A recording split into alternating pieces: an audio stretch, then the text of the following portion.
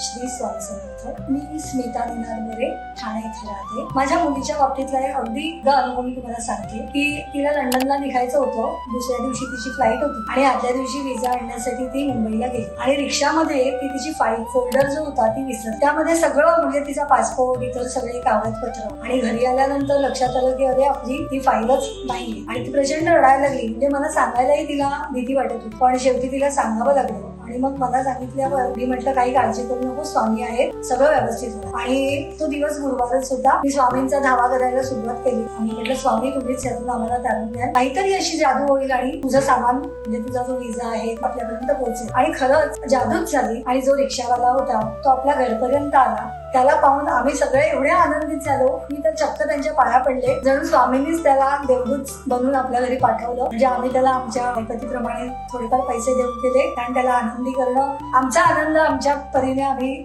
व्यक्त केला त्याच्यापाशी. त्याचे असंख्य आभार मानले आणि स्वामींचे अनंत आभार मानले. नाहीतर माझ्या मुलीच्या वर्षाचं नुकसान झालं असतं. तिचं करिअर महत्वाचं होतं, पण स्वामींनी अशी जादू केली आणि आमचं हे संकट ठरलं.